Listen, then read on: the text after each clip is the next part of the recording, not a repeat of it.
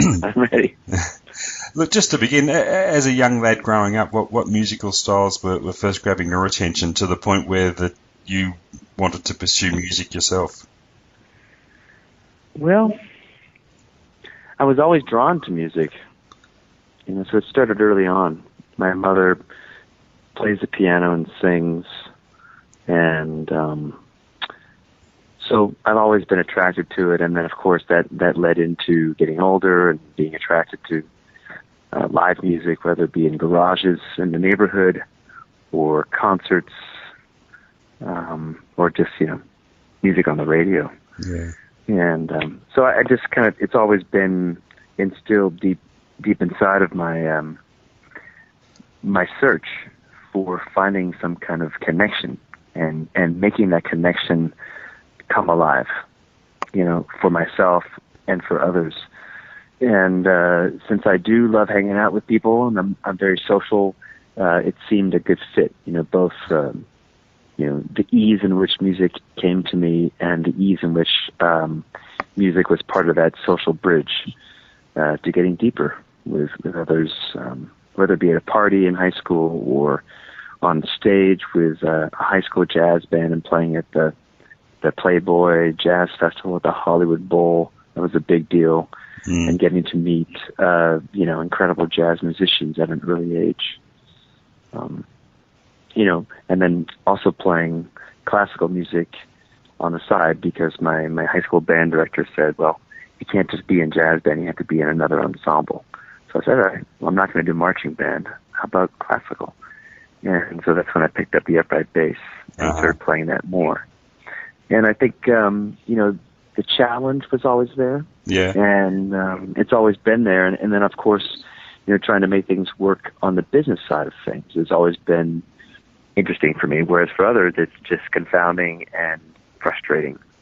I worked for a short while at SST Records. I worked at a record store in San Pedro, California. I was, instrumental in helping get some high school and college band records recorded, printed on vinyl, and then, tried to get the records out there, which was a big challenge. But so I've always enjoyed all the aspects of what music is. How do you look back on your, I guess we call them pre-Calexico days, working in other bands behind other artists? Did those experiences all contribute something to where you are now musically? Definitely. I mean, they all do. Playing with a lot of musicians in LA, different kinds of musicians, whether it be avant-garde jazz musicians. I was in a trio for a while that we never played shows, but we got together and we rehearsed and recorded. I played in some mostly singer-songwriter-oriented music. Victoria Williams backed her up quite a bit in LA, which was a lot of fun because she was connected with a wide range of artists from different styles and backgrounds as well. And that connection was made through John Convertino and Giant Sand, whom I played with for 10 years. There was always a lot of fun getting to play with Giant Sand. And then moving to Tucson, of course, is a big change and a risk of sorts, but I loved it. And I still love being here in Tucson and playing. I played in several different groups here, and of course, backing up, getting to play with musicians like Dick Chestnut. He probably had one of the most prominent influences on me just because of his style of singing and writing and instrumentation. He leaned on a nylon string guitar pretty much the whole time I knew him, and I love the nylon string guitar, and I love his vibe. Just how deep he goes. So all those things have an influence. For sure. Talking about that move from California to Arizona, did that have an immediate effect on the style of music you wanted to make? Do you think you would have still traveled the same path musically had you stayed in California? I don't know. It's a good question. There's certainly a lot of diversity culturally out there in LA, but it's just harder to get to or to connect with because this is a smaller town, Tucson, and it's a very old, an old place. They call it the Old Pueblo. I mean, this is people have been living around here for 2,000 years, whereas LA, I mean, there are there are traces of people living there, but but it definitely doesn't feel like it. Yeah.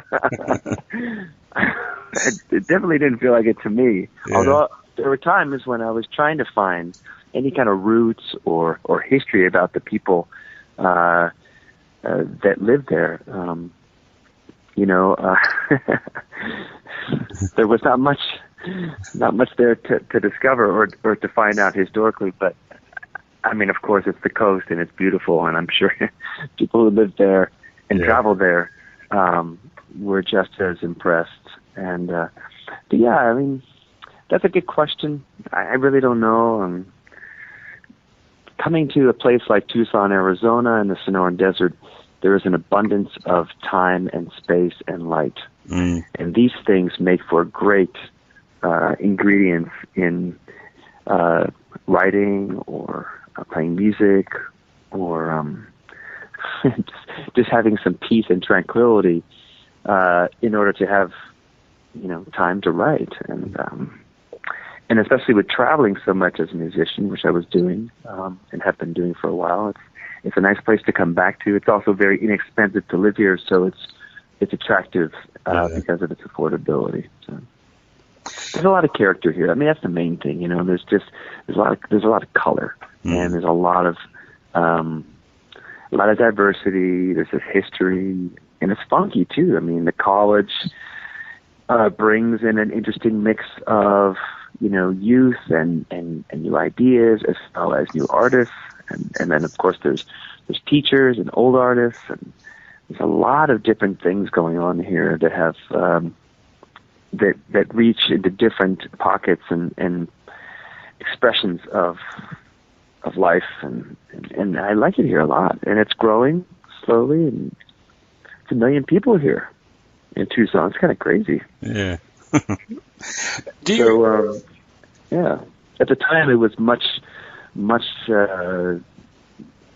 bleak when I first moved here. There was not a vibrant downtown scene as there is now, and I liked the kind of abandoned, haunted feel of the downtown area, from which I lived, in the next neighborhood, Barrio Viejo, which translates to old neighborhood, and it's still very much, got a great vibe to it, but of course it is now very well developed, and all the intentional bright colors are painted, and it still has a lot of artists living there and families, and I miss it. I miss living downtown. I don't live downtown anymore. Oh, okay. Yeah. Do you remember your first meeting with John Convertino, and did you both? I sure do. Yeah. Did you hit it off musically straight away? Well, we first met, we just kind of hung out at a studio, and we met through a mutual friend, another musician, and they basically, said like, hey, I got this friend, John, he plays drums in this band called Giant Sand, so I checked out the band Giant Sand, and a co-worker of mine at SST Records handed me a cassette, Long Stem Rant, which is a 2-piece record. I thought, oh, this is great. I could hear where the bass would go. And John was just as charming as he always is. He's, very inspiring as a person, and has always, I think that's one of the reasons why we've maintained this long friendship, is that there's just been this deep connection and respect for one another. Yeah. One thing that's always stood out about your music is the diversity in your sound, that it can't be classified to a specific genre. Is that something you pride yourself on, that you can't be pigeonholed? I don't. It's not really. I guess I feel like it's a compliment, so that's good. And there are times when I think to myself, maybe we should do one record where it is more streamlined. And I feel like the album Algiers, which came out in 2012, was kind of more like that, and maybe Garden Ruin as well. And those two records definitely appealed to a different set of audience members, I felt, and I'm cool with that. And again, I'm doing this just for fun. So I'm really happy, and I'm proud of that people like the music and that it is diverse. And I love turning people on to different kinds of sounds or instruments or guest musicians from different languages and backgrounds and all that stuff, because that's just a reflection of who we are. I love that aspect. And there's times when I think, it would be great if we could play to bigger houses or theaters here in North America like we do in Europe, but that's just the way it is. And, I'm really happy to still have a job, and I love my job. Mm. You've had success with your music being used in film and television. Are those avenues for your music, were they ambitions that you had when you first formed the band? Oh, no. There was no ambitions at the beginning. It was just to kind of, play some songs and make some sounds up and just kind of explore more of the instruments that we started collecting at the time, and as a drummer and a bass player, picking up a mandolin or a cello or an accordion or marimba and vibraphone was kind of, was new terrain, but it also was fun because there was no pressure. There was no, there's no set of expectations or anything. And I think being a fan of film and soundtracks, for sure, there was some inspiration. And I always loved the music that was made on the television show, The Twilight Zone. Oh, yeah. That kind of had that, not quite crime jazz, but not quite 12-note or 12-tone kind of modern contemporary music or classical music, but there's something in between, And I kind of like where those worlds collide and meet. And it's the same thing applied to listening to the music of Ennio Morricone or, film music from the 60s and 70s where you kind of heard threads connecting. And that, for sure, is a big theme in what we do, whether it's, hearing similar threads of music in gypsy songs, regardless of where they're coming from, whether it's from Spain or from Romania, there are these commonalities, and I love those. And then for me, I kind of think, that kind of makes me want to play this. And for sure, I wound up playing a lot of songs in the minor key as a result. And and in doing any one thing a lot, then and for a long period of time, then you want to try to do something different. So, what you do in the past kind of, in some ways, informs what you're going to do in the present or in the future. So there is that aspect to what we do. I mean, we don't want to copy ourselves or feel like we're just pumping out the same song or sound. We're constantly looking to try to find new rhythms, new instruments, new textures, new approaches. And of course, now I've been talking to our engineer here in Tucson, Craig Schumacher, who has the studio, Wavelab Studio. And we're talking about going back to just doing analog recording, which has been mentioned a lot in the past. Yeah. But it's just the sounds and the feel is just so much different. And then also the factor of being limited to possibilities, just being forced to make a decision. All right, this is it. Okay, this is the take. And we don't have any more room or we don't have any more tape. There's only so many tracks available on a tape machine. And the way we like to do it the slow speed, which is 15 inches per second, and the 16 tracks. So it's a big, wide, fat, thick analog sound. And so that's what I'm looking forward to doing. Tremendous. That's going to be a challenge. Yeah. I think I read you even had your songs used on space shuttle missions. Is that right? That's true. Yeah, there's a connection to Arizona by way of our former Congresswoman Gabrielle Giffords.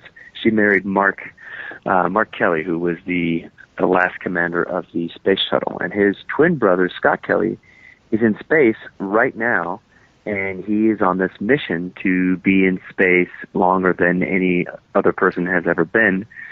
And so you can check out his photos, which are incredible. I mean, you see these sunrise or the sunsets over the Earth. And or one of my favorite ones was just watching the Northern Lights.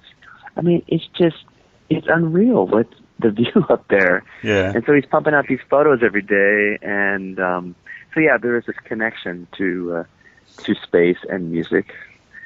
and maybe it's part of that Twilight Zone thing again. I don't know. Yeah.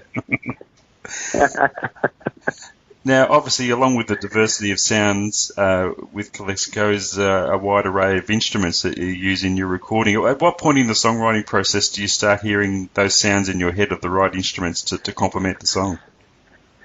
Well, a lot of times, we'll lay down some basic tracks, but in the overdubbing phase of what we do, that's when you can really get creative and look for sounds that are just,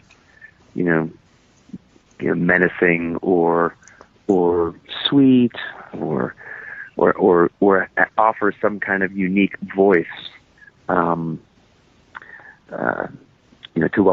what is going on underneath. So that we will lay down a bed of rhythm tracks, drums and guitar, maybe some bass and a scratch vocal, and then we'll get a good idea of what the song is and the mood and the atmosphere that the song offers. And then from there we can, I think, for sure we've captured quite a few different kinds of characteristics, and it's always surprising to see kind of what comes out. Like one of my favorite moments was combining sounds. I did like combined some kind of reverse string sample with I think accordion or pump organ, I can't remember which, with bowed banjo. And those three elements together mixed in such a way really offered something kind of unique. And it was for a song called Woven Birds off the 2003 release Feast of Wire. And that was one of my favorite moments of that song, and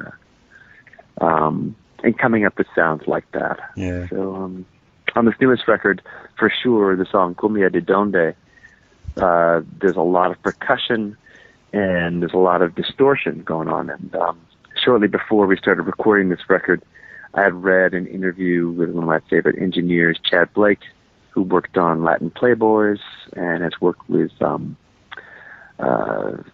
that? Oh, what's the name of that two-piece band? The Black Keys. And I just loved how he was, being very adamant about using a lot of distortion on everything.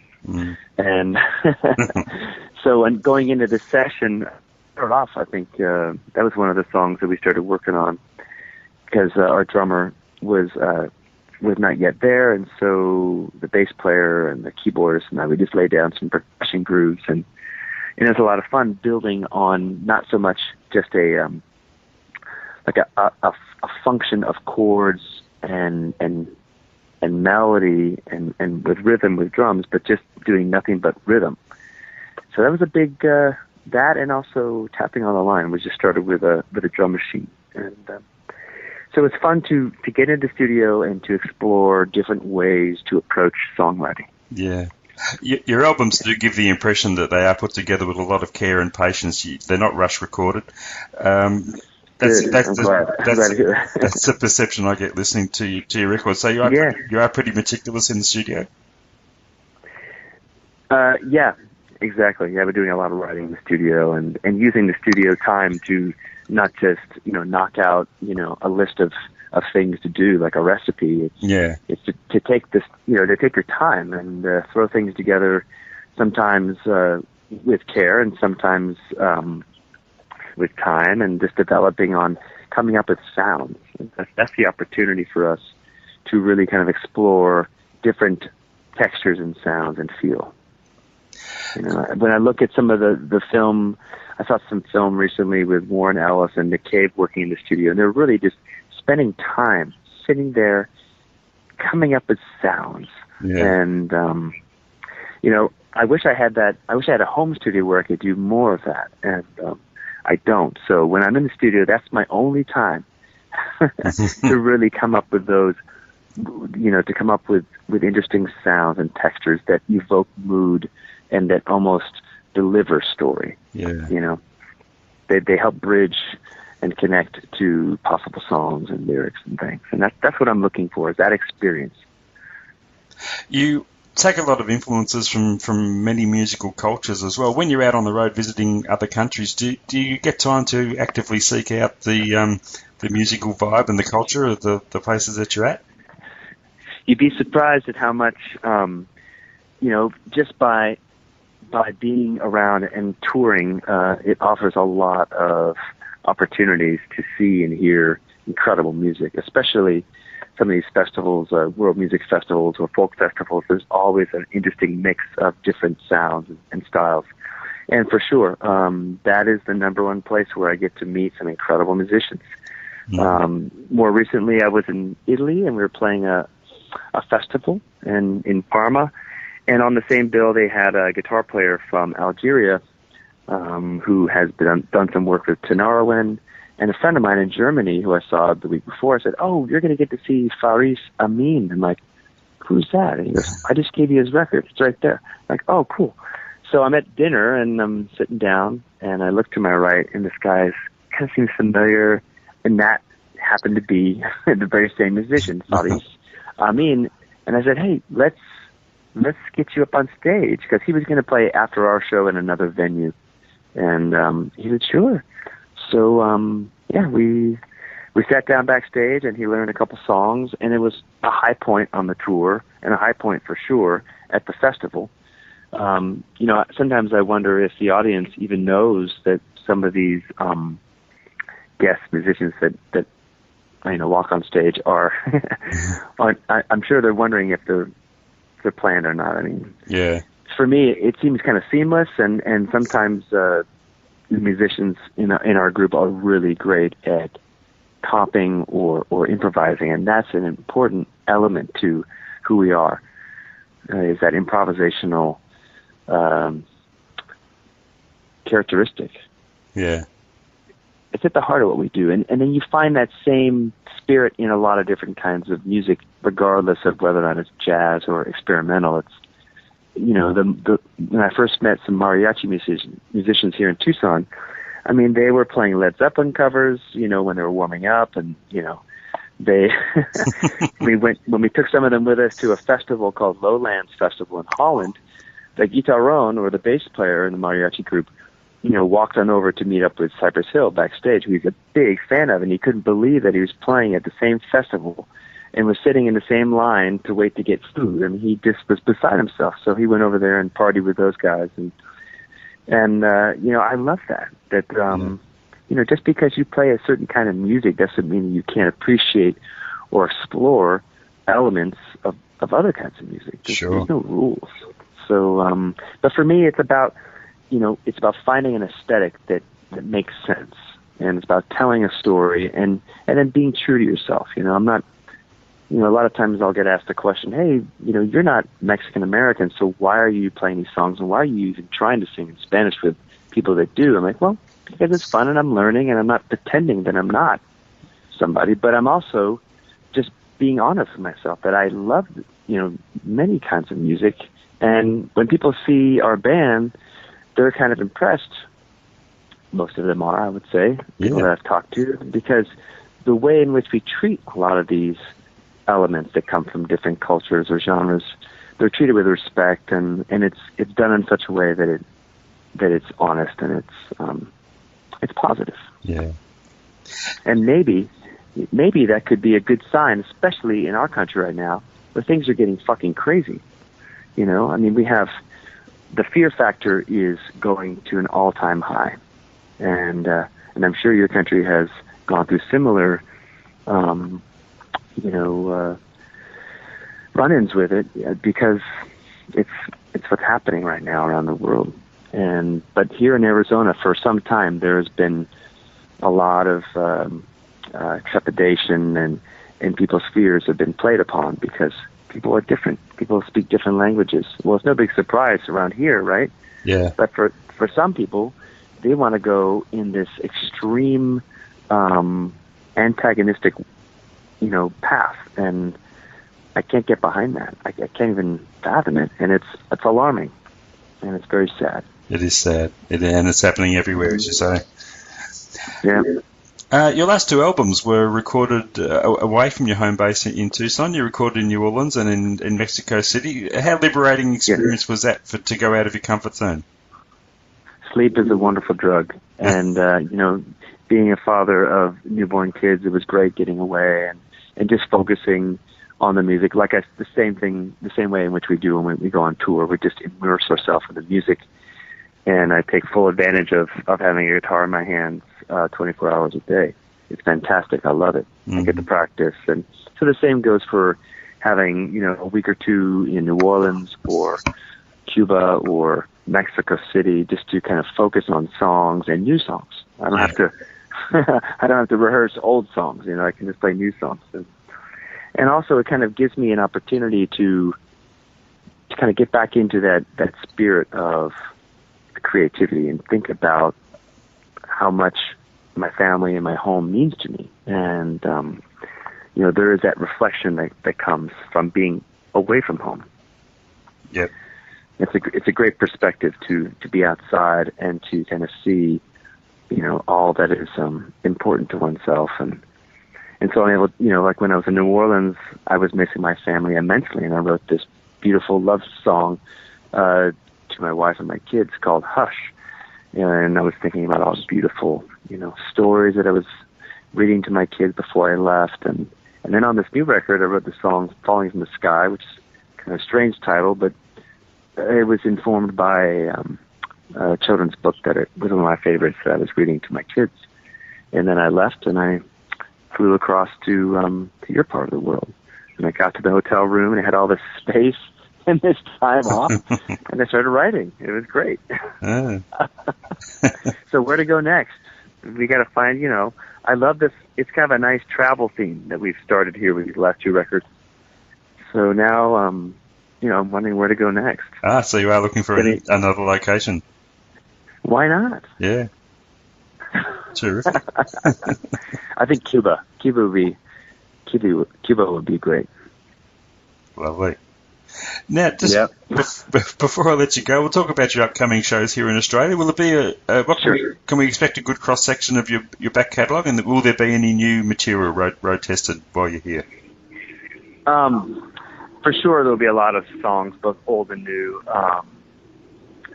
and there'll be 7 musicians on stage, which is a lot. It's a lot of that's a lot of musicians and a lot of extra carry-on and checked-in luggage.